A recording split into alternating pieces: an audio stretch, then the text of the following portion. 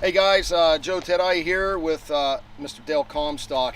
And so we're going to talk about something, you've heard it before, maybe, maybe not. This is really important when it comes into gunfighting and life in general, because you do this every day, hundreds of times, and you don't even know what the hell you're doing. And we're about to explain what's called the OODA loop, right?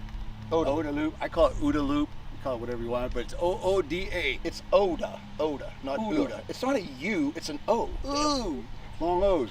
If I agreed with him, we'd both be wrong. All right, anyway. All right. So it's four letters, OODA, observe, orient, decide, and act, right? About a second and a half. Simply, when you observe something, you're driving. I want to show you guys something. This is our Commando knife, inspired by the Vietnam SOG knife. Whether it's for hunting, camping, or emergency survival, this knife is built to handle it all. And talking about the handle, look at this bad boy. We got the stars and stripes on the handle for America. We got a glass breaker for any rescue situations you might be in, a durable 6.875 blade.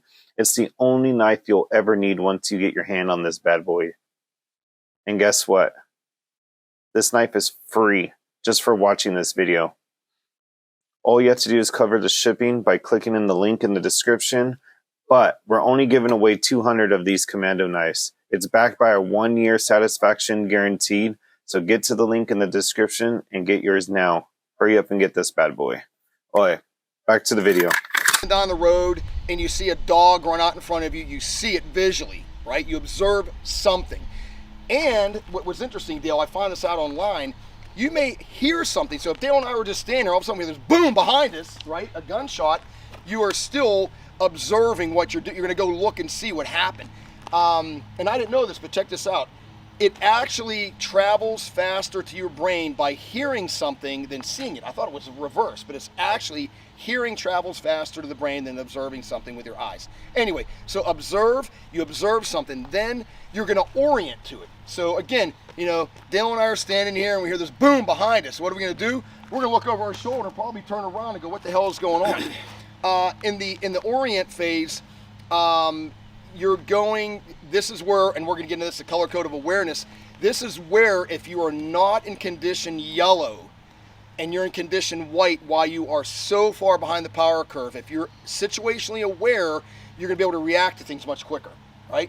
Yeah. Do you want to pick up? Actually, you know, good point. You know, and we'll talk about the colors here in a minute. But I know one time in my many years of combat in Iraq, Afghanistan, Panama, I can go on all day long with my deployments. Only time I was ever completely startled and caught off guard was when I was in this condition where I was literally daydreaming while I was driving. I was enjoying the drive through Badlands and I got ambushed. And I tell you what, it completely took me out of my element. I'm behind the power curve, man. They got the jump on me. I'm trying to get in front of it and I can't. It almost cost me my life. But to your point, you know, you have to remain oriented. So like in that scenario that I just mentioned, you know, I was driving, I needed to be oriented all the time outside what's going on around me and always be thinking ahead, going, okay, what if, you know, what am I going to do? I didn't do anything. I was just literally just cruising along when it all happened and, you know, scared the shit out of me.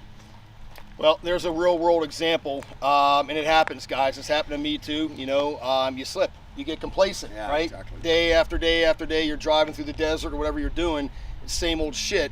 And that's when Murphy shows his ugly ass. So observe, orient. Now decide. This is an interesting part of the OODA loop or OODA loop, whatever you want to call it, that people don't talk about. Your decision-making process is heavily influenced on your experience. So if you've driven down the road before and this dog runs out in front of you and you've done this 3 or 4 times and all you've done every time was hit the brakes, chances are, statistically, it was like 99.8% chance you're going to do the exact same thing. Why? Because you are going into your files, into your brain in a microsecond. What do I do in this situation? I hit the brakes. And that's what you're going to do. It's actually past programming. In fact, you know, whatever you programmed in the past, whatever your reaction response was in certain scenarios, that's what's up there, right? And so When you're not prepared, what do? You default back to past performance, right?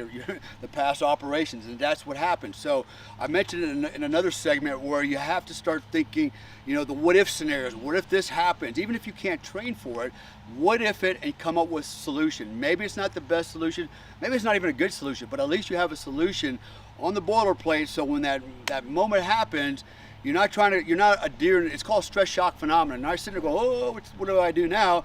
And then it's too late. You actually have something you can react. Remember I said in the other segment, do something even if it's wrong, goddammit. Those are the famous words of my OTC instructor. So that actually happens. So your program, believe it or not, 95% of what you know today, okay, by the time you're 35 years old, is already pre-programmed in you. 95% of everything you know, you do, the way you think has been pre-programmed into you by the time you're 35. And here's what's even scarier. Half of that information's wrong. Half of that information's wrong, right? So if you're relying on the past to react today or to make a decision on what you're gonna do tomorrow or in some kind of eventuality, there's a good chance you got a 50% chance of getting it wrong. That's a scary statistic, and it's sad because that has to do with training scars. People learning the wrong techniques, the wrong tactics. They think they got it right when in fact, in the matter, they got it wrong. So yes, that is you need to think about that and actually police yourself up. If you think you know something, you better verify it with somebody who knows what the hell they're doing. So observe, orient, decide, and then act. The actual act is when your brain says, based on experience or none, I'm either going to swerve to avoid, I'm either going to slam on my brakes, or I'm going to run the damn thing over. Okay. What is interesting about your brain too under stress is you want to come up with one course of action. Like Dale was saying, crisis rehearsal stuff. If you go, well, I'm either going to swerve or I'm going to do this, when it comes down to that moment, your brain's going to kind of go like short circuit, I guess is a good, what do I do? Why do I do this? Why do I do this? Guys, that's not what you want to do. Make up a decision, crisis rehearsal something, and I do it all the time. Like if this happens, especially driving, because people today, especially riding my motorcycle, God bless, man. People just don't see what's going on. And I'm constantly crisis rehearsing when I'm on a motorcycle. But when it gets to the decision part, guys, it takes the average person about 1.5 seconds to cycle through the observe, orient, decide, act. So that's not a whole lot of time. That's like this, real quick. And think about this when it comes to a high intensity armed confrontation gunfight. Everything's in seconds and inches, guys. You do not have time to be fiddle farting around. That much time and it's over. So observe, orient, decide, act, the OODA loop, Dale, you want to finish it up with something? Yeah, and to the point that Joe said, it takes about a second and a half to cycle through that OODA loop. Here's the other thing. The fight or flight reflex always sets in. It always sets in when we don't know something. Fear of the unknown. We've all heard that, right? You have literally less than 5 seconds to make a decision. And if you don't make a decision to act, you're automatically going to go into avoidance behavior. You're going to try to get away from whatever you don't understand, right? That's our natural tendency.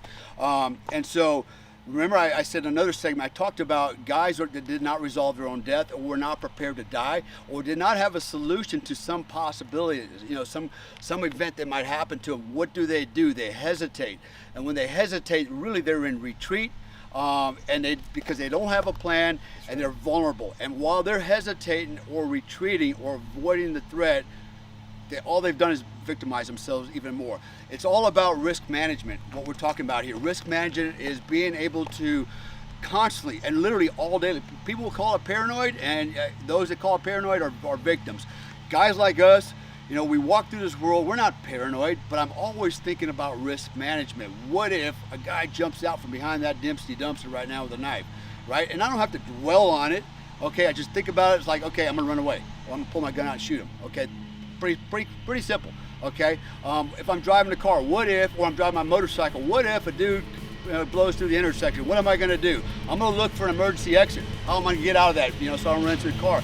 This is all part of risk management.